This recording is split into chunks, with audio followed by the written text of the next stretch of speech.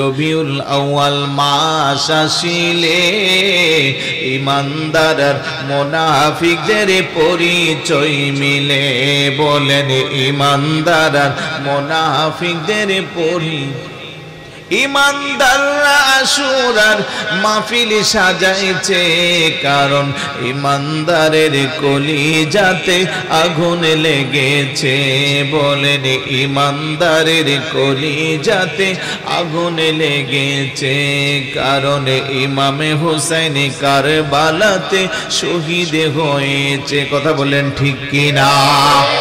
আমার ভাইয়েরা বাবারা, বলছিলাম যেই ইমাম হুসাইন রাদিয়াল্লাহু তাআলা দুনিয়ার প্রতি কোনো লোভ ছিল না,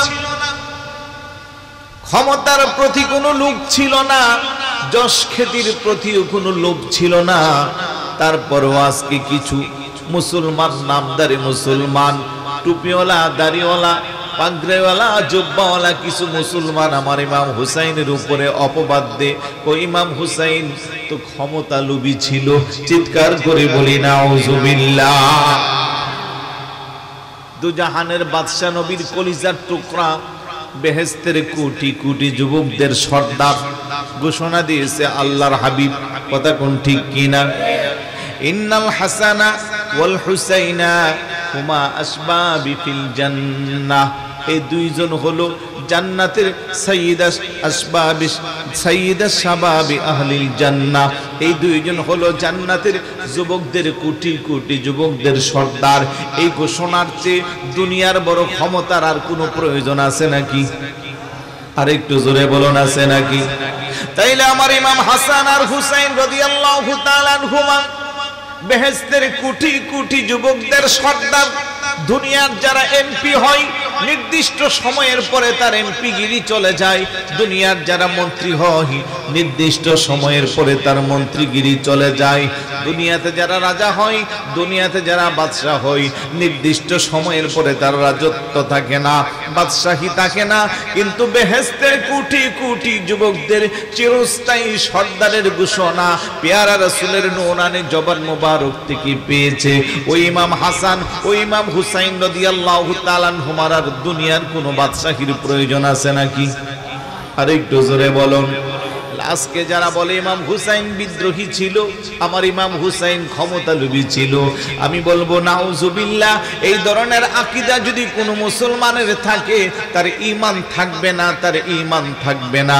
তাহলে বুঝতে হবে ইয়াজিদের প্রেতাত্মাদের মুহাব্বত তার হৃদয়ে জাগ্রত হয়েছে। আর কোন ঈমানদার, কোন আশিক, কোন পাক্কা মুসলমান কখনো ইয়াজিদের পক্ষে কথা বলতে পারে না। কথা বলেন ঠিক কি না? কারণ সেই দিন কারবালার জমিনে যা কিছু হয়েছে, সবকিছুর মাস্টার মাইন্ড, সবকিছুর প্ল্যান প্রোগ্রাম ছিল ইয়াজিদের। কথা কোন? জোরে বলুন না, ঠিক কি না? ভালোবাসি নবীর আহলে বায়াতকে, যেন ভালোবাসি। কথা বলেন ঠিক কি না? নবীর আহলে বায়াত কারা এখন জানা দরকার আছে না? আয়াত শরীফ যখন নাজিল হয়ে গেল, রাইসুল মুফাসসিরিন সাইয়্যিদনা আব্দুল্লাহ ইবনে আব্বাস রাদিয়াল্লাহু তাআলা জিজ্ঞেস করলো, ইয়া রাসূলুল্লাহ, মান কারাবাতুকা হাউলাইল্লাযীনা ওয়াজাবাত আলাইনা মাওয়াদ্দাতুহুম। আপনার আহলে বায়াত কারা, যাদেরকে ভালোবাসা আল্লাহ মানবদের উপরে ফরজ করে দিয়েছে? আমার নবী বলেন, ক্বালা আলীউন ওয়া ফাতিমাতুন ওয়া ওয়ালাদুহুমা, ইয়ানি হাসান হুসাইন রাদিয়াল্লাহু তাআলা আনহুমা। চিৎকার করে বলি সুবহানাল্লাহ। আল্লাহর হাবিব বলতেছেন, আমার আহলে বায়াত এক নম্বরে শেরে খোদা আলী রাদিয়াল্লাহু তাআলা, দুই নম্বরে খাতুনে জান্নাত মা ফাতেমা রাদিয়াল্লাহু তাআলা আনহা, তিন নম্বরে ইমাম হাসান, চার নম্বরে ইমাম হুসাইন রাদিয়াল্লাহু তাআলা আনহুমা। এই চারজনকে বলা হয় আহলে বায়াতে খাসা, স্পেশাল আহলে বায়াত, যাদের ব্যাপারে আল্লাহর হাবিব বলেন, আল্লাহুম্মা হাউলাই আহলু বাইতি, আল্লাহ এরাই হলো আমার আহলে বায়াত। তাছাড়া উম্মাহাতুল মুমিনিন, আমাদের আম্মা জান যারা আছে, এবং নবী পরিবারের আর অন্যান্য সদস্য যারা আছে তারাও আহলে বায়াত, যাদেরকে ভালোবাসা আল্লাহ সুবহানাহু ওয়া তাআলা আমাদের উপরে ফরজ করে দিয়েছেন। বড় করে বলি সুবহানাল্লাহ। আজকে হামিদচর এলাকাবাসী, হিলফুল ফুজুল আনারুল্লাহ শাহজি রহমতুল্লাহি আলাইহি যুবক কমিটি এই সুন্দর আয়োজন সাজিয়েছেন। একমাত্র নবীর আহলে বাইতের মোহাব্বত আছে, কথা কোন ঠিক কিনা? দূর দূরান্ত থেকে আমরা যারা এসেছি আমাদের অন্তরেও নবীর আহলে বাইতের মোহাব্বত আছে না নাই? নবীর আহলে বাইতের অন্যতম সদস্য ইমাম হুসাইন রাদিয়াল্লাহু তাআলা 61 হিজরিতে কারবালার জমিনে 10 মুহররম পৃথিবীর ইতিহাসের সবচেয়ে কঠিনতম ঘটনার সূত্রপাত ঘটেছে। আল্লাহর হাবিব সাল্লাল্লাহু আলাইহি ওয়াসাল্লাম যাকে এত আদর করেছেন, এত মায়া দিয়েছেন, যার ব্যাপারে অসংখ্য গণিত হাদিস আমাদেরকে শুনিয়েছেন, ওই পেয়ারা রাসূলের নূরানী নাতি, বেহেশতের কোটি কোটি যুবকদের সর্দার ইমাম হুসাইন রাদিয়াল্লাহু তাআলা আনহুকে সেদিন এক ফোঁটা পানিও দেন নাই, একটা নয় দুইটা নাই, সমস্ত শরীরের মধ্যে শত শত আঘাত করে শহীদ করেছে। কথা বলেন ঠিক কিনা? মনোযোগ আসেনি আপনাদের? যারা শহীদ করেছে ইমাম হুসাইন রাদিয়াল্লাহু তাআলা আনহুকে, তারা কি হিন্দু ছিল? আওয়াজ দেন। খ্রিস্টান ছিল? ইহুদি ছিল? বিধর্মী ছিল? তারা কি ছিল? সবাই মনে বলতে পারছেন না। তারা কি ছিল? আওয়াজ দেয়া বলুন, তারা কি ছিল? তারাও ছিল মুসলমান। তাহলে 61 হিজরি 10 মুহররম কারবালার প্রান্তর থেকে মুসলমানদের দুটি দ্বারা হয়ে গেল। বলেন কয়টি দ্বারা? একটা হলো হুসাইনি আদর্শের দ্বারা, আরেকটা হলো ইয়াজিদি আদর্শের দ্বারা। আজকে যারা এই মাহফিলে এসেছি, বসেছি, মাহফিলকে যারা ইন্তজাম করেছে, নিঃসন্দেহে তারা হুসাইনি আদর্শের দ্বারার কথা বলেন না, ঠিক কি না? কারণ আমাদের অন্তর ইমাম হুসাইন রাদিয়াল্লাহু তাআলা আনহুর মুহাব্বত আছে বিদায় আমরা আহলে বায়াতের স্মরণের মাহফিল করি। কিন্তু আমাদের দেশে, আমাদের সমাজে, আমাদের আশেপাশে অনেক ভাই আছে যাদের মাথায় টুপি আছে, গালে দাড়ি আছে, পরনে জুব্বা আছে, নামটাও মুসলমানের নাম, নিজেকেও পরিচয় দেয় মুসলমান হিসেবে, কিন্তু ইমাম হুসাইন রাদিয়াল্লাহু তাআলা আনহুর শানে আঘাতপ্রাপ্ত কথা বলে। আছে না নাই? কি বলে? ইমাম হুসাইন রাদিয়াল্লাহু তাআলা আনহু সেদিন নাকি ক্ষমতা লোভী ছিল। আর ইয়াজিদের ব্যাপারে বলে ইয়াজিদ ভালো মানুষ ছিল, ইয়াজিদ পাক্কা মুসলমান ছিল, ইয়াজিদ প্রতি রাতে 100 রাকাত নফল নামাজ পড়ত। ইয়াজিদকে খারাপ বলা যাবে না, এরকম বলে যে এরকম টুপিওয়ালা দাড়িওয়ালা ভাইও আমাদের সমাজে আছে না নাই? তাইলে দুটো দ্বারা, একটা ইয়াজিদ আদর্শের দ্বারা, আর একটা হুসাইন রাদিয়াল্লাহু তাআলা আনহুর আদর্শের দ্বারা। এই জন্য মুহররম মাস আর রবিউল আউয়াল মাস আসলে পরে আমরা আলো ভালো করে তাদেরকে চিনতে পারি। ভাই মনোযোগ আসেনি? এদিকে ডানে বামে কেন তাকাচ্ছেন? আমার দিকে তাকান, তাহলে আমার কথাগুলো বুঝতে পারবেন। মুহররম রবিউল আউয়াল মাস আসিলে ইমানদার আর মুনাফিকদের পরিচয় মিলে। ঠিক না? বলেন মুহররম রবিউল আউয়াল মাস আসিলে ইমানদার আর মুনাফিকদের পরিচয় মিলে। বলেন ইমানদার আর মুনাফিকদের, ইমানদাররা আশুরার মাহফিল সাজাইছে, কারণ ইমানদারের কলিজাতে আঘাত লেগেছে। বলেন ইমামে হুসাইন কারবালাতে, বলেন ইমামে হুসাইন কারবালাতে। খারাপ লাগতেছে? কথাটা কি খারাপ বলছি? আওলাদে রাসূলকে তোমরা মারতে পারো নাই, শহীদি তারা জীবিত আছে কোরআনেতে পাই। সুবহানাল্লাহ বলবেন না? যারা শহীদ হয় তারা জিন্দা না মরা? আওয়াজ দেন পিছনের বাইরা, জিন্দা না মরা? এই ফয়সালা কার? আল্লাহ। আল্লাহ বলেন ওয়ালা তাহসাবান্নাল্লাযীনা কুতিলু ফি সাবিলিল্লাহি আমওয়াতা বাল আহইয়াউন ইনদা রাব্বিহিম ইউরযাকুন। আল্লাহর পথে যারা তাদের জীবন দিয়েছে, ওয়ালা তাহসাবান্নাল্লাযীনা কুতিলু, তাদের কি তোমরা মৃত বলে ধারণা করিও না, বাল আহইয়াউন ইনদা রাব্বিহিম ইউরযাকুন, বরং তারা জীবিত, তোমরা তা অনুধাবন করতে পারো না। সুবহানাল্লাহ। বাল আহইয়াউন ইনদা রাব্বিহিম ইউরযাকুন, তারা কেমন জীবিত? আমার আল্লাহ তাদের রিজিকের ব্যবস্থা করেন। অন্যত্র বলেন ওয়ালা তাকুলু লিমান ইউকতালু ফি সাবিলিল্লাহি আমওয়াত বাল আহইয়াউ ওয়ালাকিন লা তাশউরুন। আল্লাহর পথে যারা জীবন দেয় তারা কখনো মৃত্যুবরণ করে না, তারা জীবিত, কিন্তু তোমরা তা অনুধাবন করতে পারো না। বড় করে বলি সুবহানাল্লাহ।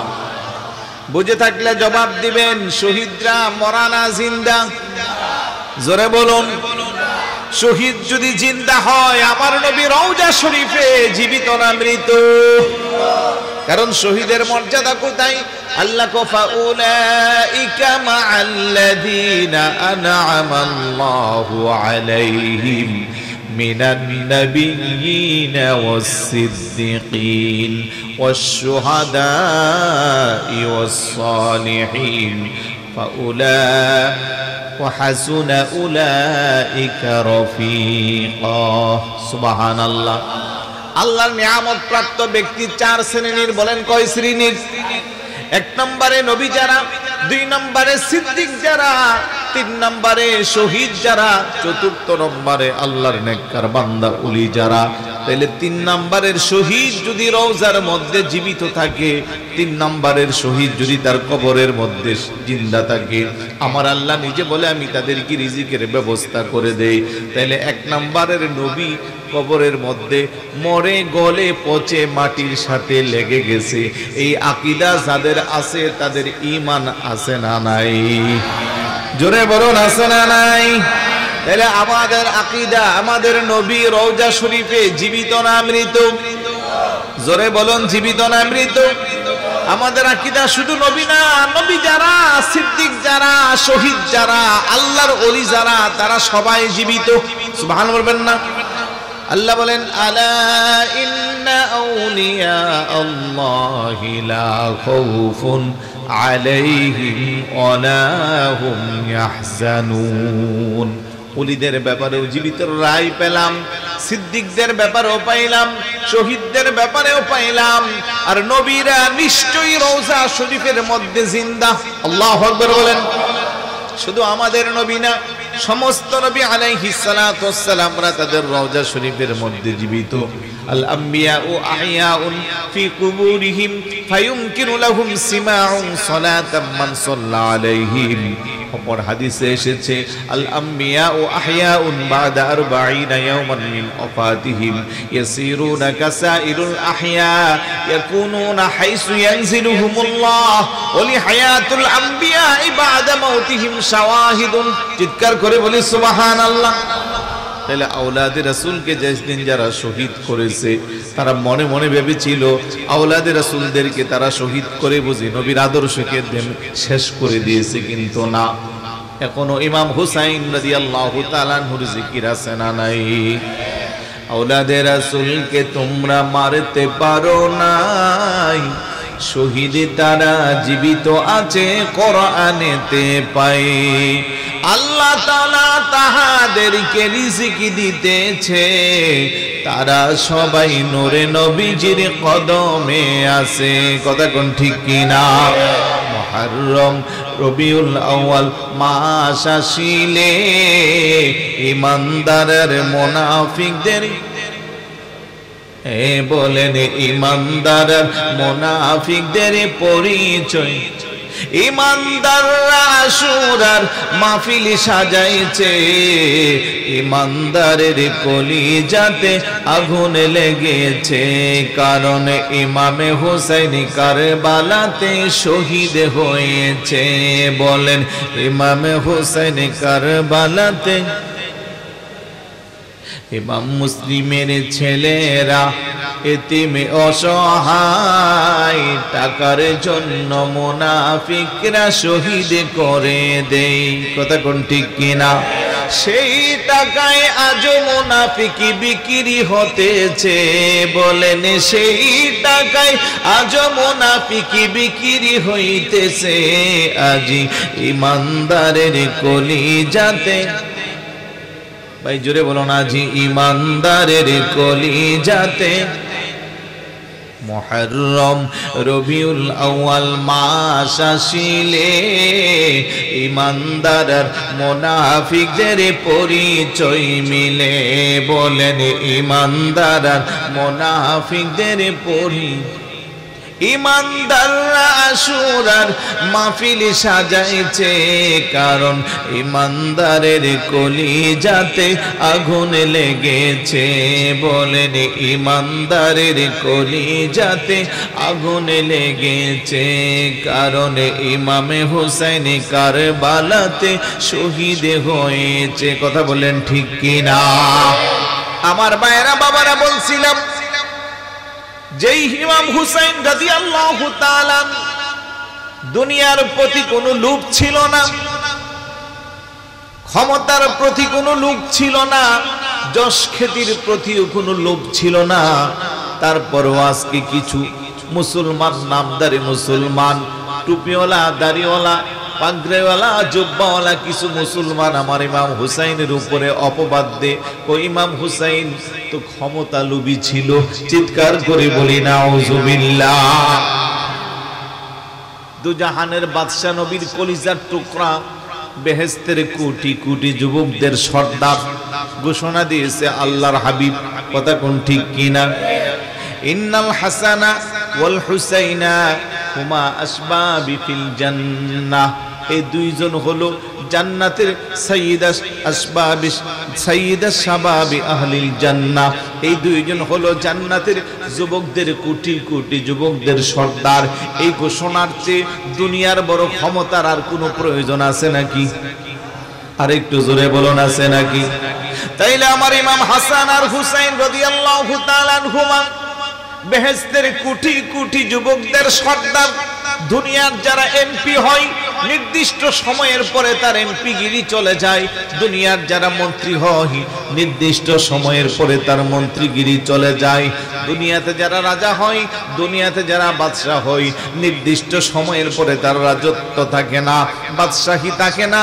কিন্তু বেহেশতের কোটি কোটি যুবকদের চিরস্থায়ী সর্দারের ঘোষণা পেয়ারা রাসূলের নূরানি জবান মোবারক থেকে পেয়েছে ওই ইমাম হাসান, ওই ইমাম হুসাইন রাদিয়াল্লাহু তাআলা আনহুমার। আর দুনিয়ার কোনো বাদশাহীর প্রয়োজন আছে নাকি? আর একটু জোরে বলুন। আজকে যারা বলে ইমাম হুসাইন বিদ্রোহী ছিল, আমার ইমাম হুসাইন ক্ষমতালোভী ছিল, আমি বলবো নাউজুবিল্লাহ। এই ধরনের আকীদা যদি কোনো মুসলমানের থাকে, তার ঈমান থাকবে না, তার ঈমান থাকবে না। তাহলে বুঝতে হবে ইয়াজিদের প্রেতাত্মাদের মুহাব্বত তার হৃদয়ে জাগ্রত হয়েছে। আর কোনো ঈমানদার, কোনো আশিক, কোনো পাক্কা মুসলমান কখনো ইয়াজিদের পক্ষে কথা বলতে পারে না। কথা বলেন ঠিক কি না? কারণ সেই দিন কারবালার জমিনে যা কিছু হয়েছে সবকিছুর মাস্টার মাইন্ড, সবকিছুর প্ল্যান প্রোগ্রাম ছিল ইয়াজিদের। কথা কোন জোরে বলুন না, ঠিক কি না? যে ইয়াজিদ শরীয়ত বিরোধী কাজ করেছে, মদ খাওয়া হারাম, সে নিজে মদ পান করত, লোকেরা যখন তাকে বলল এটা তো হারাম, সে বলতো আমি ঈসা আলাইহিস সালাতু সালামের শরীয়তের মধ্যে এটা জায়েজ ছিল, সেই জন্য আমি খাচ্ছি। নাউজুবিল্লাহ বলবেন না? আমার কোরআন বলতেছে ইন্নামাল খামরু ওয়াল মাইসিরু ওয়াল আনসাব রিজসুম মিন আমালিশ শাইতান ফাজতানিবুহু লাআল্লাকুম তুফলিহুন। যারা মদ খাবে, জুয়া খেলবে, ভাগ্য গণনা করবে এবং আপনার এই শয়তানি কাজের মধ্যে থাকবে, ইন্নামাল খামরু ওয়াল মাইসিরু ওয়াল আনসাব, মূর্তি পূজা করবে, চতুর্থ নম্বরে গণনাকে বিশ্বাস করবে, ওরা হলো শয়তানের, এই সবগুলো হলো শয়তানের কাজ। এগুলো বিশ্বাস করলে সে কখনো সফলকাম হতে পারবে না। আর সেই নবীর সেই কোরআনের আয়াতকে অবজ্ঞা করে নিজের মন গড়া মতো মসনদ দখল করে বসে হারামকে হালাল, হালালকে হারাম যারা বানায় তাদের ঈমান থাকে? আর একটু জোরে বলুন, থাকে নাকি? তাহলে সেই দৃষ্টিকোণ থেকে ইয়াজিদকে ঈমানদার বলার কোনো সুযোগ? কিন্তু আমাদের দেশে অনেক মোটা মোটা হুজুররা ইয়াজিদের পক্ষে সাফাই গাচ্ছে আর বলতে ইয়াজিদ খুব ভালো মানুষ ছিল, ইয়াজিদ পাক্কা মুসলমান ছিল। বড় করে বলি নাউজুবিল্লাহ, আর একটু জোরে বলি নাউজুবিল্লাহ। আমার ভাইয়েরা, বাবারা, ইমাম হুসাইন রাদিয়াল্লাহু তাআলা আনহুর গোটা জীবনকে যদি আপনি গবেষণা করেন, দুনিয়ার লোভ, ক্ষমতা কোনো কিছু ওনার মধ্যে ছিল না। আমি যদি আমার ব্যক্তিগত গবেষণার কথা আপনাদেরকে শেয়ার করি, দুনিয়ার প্রতি কোনো মোহ ছিল না। কারণ ইমাম হুসাইন রাদিয়াল্লাহু তাআলা মদিনাতুল মুনাওয়ারা বসবাস করত। ওই দিক দিয়া সাইয়েদেনা আমিরে মুআবিয়া রাদিয়াল্লাহু তাআলা আনহু যখন ওফাত বরণ করল, ওনার সন্তান পাষাণ্ড ইয়াজিদ সিংহাসনে বসন করে, সিংহাসন আরোহণ করে চিন্তা করলো কি করে নিজের আয়ত্ত সবকিছু আনা যায়। ওই সময়ে ওনার যারা শোভাকাঙ্ক্ষী ছিল, ইয়াজিদের শোভাকাঙ্ক্ষীরা প্রস্তাব দিল, ইমাম হুসাইন রাদিয়াল্লাহু তাআলা আনহুকে যদি আপনি আপনার বায়াত গ্রহণ করাতে পারেন, সে যদি আপনার হাতে হাত দেই আর যদি আপনাকে মেনে নেয়, তাহলে তার নানা জানের হাজার হাজার লক্ষ লক্ষ অনুসারীরাও আপনাকে মানবে। সুতরাং আপনি তাড়াতাড়ি ওনার কাছে প্রস্তাব দেন। আমার ইমাম হুসাইন রাদিয়াল্লাহু তাআলা মদিনাতুল মুনাওয়ারা অবস্থান করে পাষাণ্ড ইয়াজিদ বার্তাবাহকের মাধ্যমে ইমাম হুসাইন রাদিয়াল্লাহু তাআলা আনহুর কাছে পত্র পাঠাইল। আমার ইমাম হুসাইন রাদিয়াল্লাহু তাআলা আনহুর কাছে ওই যে মদিনার যিনি গভর্নর ছিল, ওনার মাধ্যমে বার্তাবাহক নিয়ে যখন পত্র দিল, আমার ইমাম হুসাইন চিন্তায় পড়ে গেল, ব্যাপার কি? পাষাণ্ড ইয়াজিদ কেন আমাকে তালাশ করছে? গভর্নর হাউসে কেন আমাকে ডাকা হচ্ছে? ওই মদিনার গভর্নিং হাউসে যাওয়ার পরে বলা হইল আপনি ইয়াজিদের হাতে বায়াত গ্রহণ করবেন। আমার ইমাম হুসাইন কো না না, জেনে শুনে বুঝে আমি একটা ফাজের আর ফাসেকের হাতে বায়াত গ্রহণ করতে পারবো না, কারণ আমার উপরে অনেক বড় জিম্মাদারি। আমার নানা জানের রেখে যাওয়া ইসলাম আমার মধ্যে আমানত হিসেবে আছে।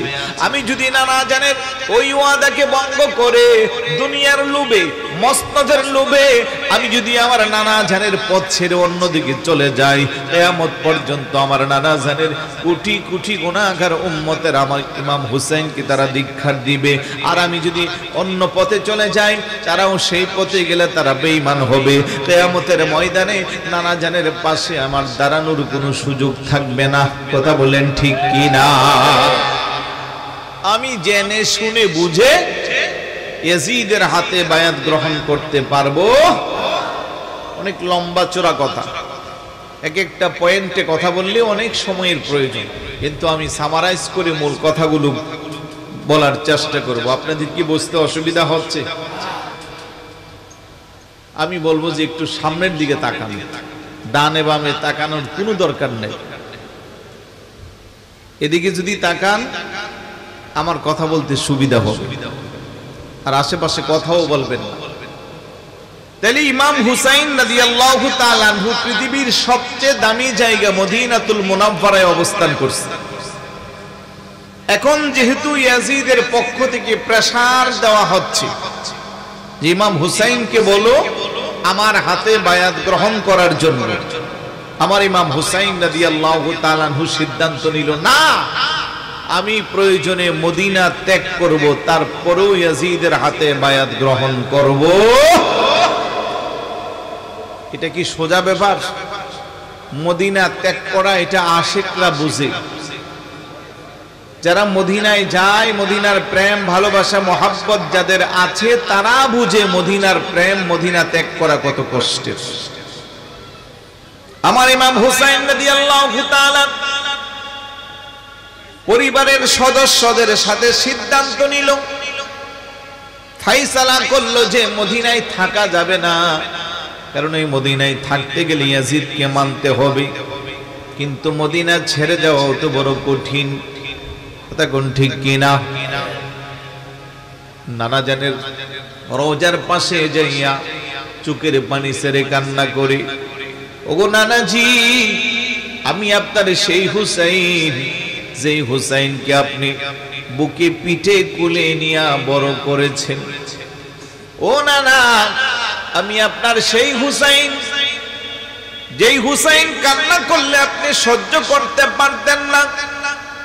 খোদার যন্ত্রণায় যখন আমি কান্না করতাম, আপনি নানা যেন আমার খোদা নিবারণের জন্য আপনার নূরানি জিহ্বা মুবারক আমার মুখের মধ্যে প্রবেশ করাইয়া দিতেন। আমি আপনার জিহ্বাটা চুষে চুষে আমার তৃষ্ণা নিবারণ করতাম, খোদা নিবারণ করতাম। নানা গো, শুধু তাই না, ছোটকালে আমার যখন গোরা চাওয়ার শখ হয়েছিল, আপনি নানা নিজে জমিনের মধ্যে হামাগুড়ি দিয়া গোরা সেজেছিলেন। আমি হুসাইনকে আপনার পিঠ মোবারকের মধ্যে সাওয়ার করাইলেন।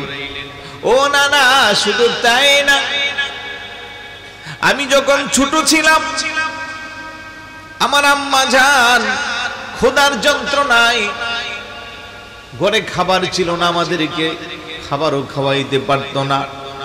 আপনি নানা জান আমাকে কুলিয়ে নিয়া আপনার নিজের খাবারগুলো খাওয়াইতেন।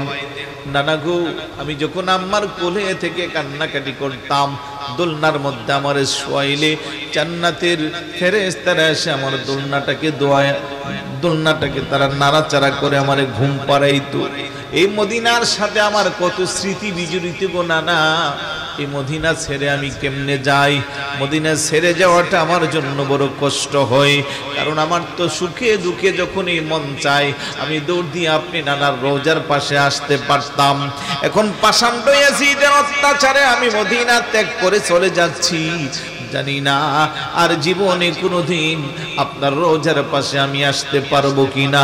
চিৎকার করে বলি সুবহানাল্লাহ। আমার ভাইরা বাবারা, এইভাবে ইমাম হুসাইন রাদিয়াল্লাহু তাআলা হুজুরের রওজার পাশে কান্না করতে করতে একটা সময় যখন তন্দ্রাচ্ছন্ন হয়ে গেল, স্বপ্নে দেখতেছি ইমাম হুসাইন রাদিয়াল্লাহু তাআলা আনহুর মাথার মধ্যে আমার পেয়ারা রাসূল হাতটা বুলাইয়া দিচ্ছে আর বলতেছে, আল্লাহুম্মা আতিল হুসাইনা সাবরা ওয়া আজরা। আল্লাহ, তুমি আমার হুসাইনকে ধৈর্য ধারণ করার তৌফিক দাও, আমার হুসাইনকে উত্তম বদলা দাও। চিৎকার করে বলি সুবহানাল্লাহ। আমার ভাইরা বাবারা, এইভাবে নানা জানের কাছ থেকে বিদায় নিয়া আম্মা জানের রওজার পাশে যাইয়া কান্না করে করে এইভাবে বিদায় নিয়েছে। মা, বিদায় দাও, আর হয়তো তোমাদের রওজার পাশে আসতে পারবো না। পরিবারের সবার সাথে পরামর্শ করে মদিনাতুল মুনাওয়ারা ত্যাগ করে চলে যাচ্ছেন মক্কা। কিন্তু মদিনা ছেড়ে যাওয়া কত যন্ত্রণা। সেই দিন ইমাম হুসাইন রাদিয়াল্লাহু তাআলা আনহু কিভাবে একমাত্র দিনের জন্য ত্যাগ করেছে, কথা কোন ঠিক কিনা? ভালোবাসার জায়গা মদিনা, ভালো লাগার জায়গা মদিনা, বলেন ভালোবাসার ভালো লাগার জায়গা। এত সুন্দর জায়গা কোথাও দেখি না, এত সুন্দর জায়গা কোথাও দেখি না, সাজিয়েছেন দয়াল রাব্বানা ভালোবাসার। সবাই জোরে জোরে, ভালোবাসার জায়গা মদিনা, ভালো লাগার মদিনা শরীফে নূরের খজিনা, মদিনা শরীফে নূরের খজিনা, আশিক ছাড়া অন্য বোঝে না ভালোবাসা। যাদের কাছে ভালোবাসার জায়গা, আপনারা তো অন্তত জবান খুলে বলবেন, ঠিক না? যদি কারো কাছে ভালোবাসার জায়গা মদিনা না হয় তাহলে আপনি চুপ থাকেন, কোনো সমস্যা নেই। দেখি কার কার জবান বন্ধ আর খোলা থাকে। ভালোবাসার জায়গা মদিনা, ভালো লাগার এত সুন্দর জায়গা কোথাও দেখি না, এত সুন্দর জায়গা কোথাও দেখি না, সাজিয়েছেন দয়াল রব্বানা ভালোবাসার। বলেন ভালো লাগার। আমাদের সকলের অনেক বেশি গুনাহ, আমাদের সকলের অনেক বেশি গুনাহ, তাই হাবিবের কদমে ছাড়ব না ভালোবাসার। বলেন ভালোবাসার জায়গা মদিনা, ভালো লাগার। মদিনা শরীফে নূরের খজিনা, মদিনা শরীফে নূরের খজিনা, আশিক ছাড়া অন্য বুঝে না ভালোবাসা।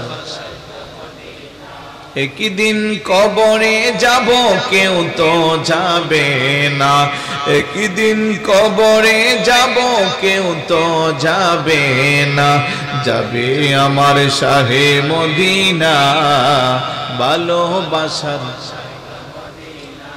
বলেন ভালোবাসার জায়গা মদিনা, ভালো লাগার।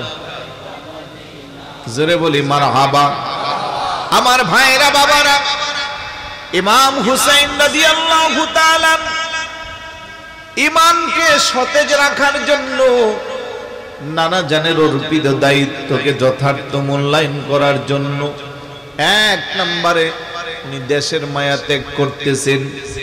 এটা কোনো বাংলাদেশ না, এটা কোনো পৃথিবীর নামি দামি দেশ না, আমেরিকা না, লন্ডন না, ইউরোপ না, এটা এমন দেশ যেই দেশের মধ্যে শুয়ে আছে রাহমাতুল লিল আলামিন, যেই শহরে শুয়ে আছে রাহমাতুল লিল আলামিন।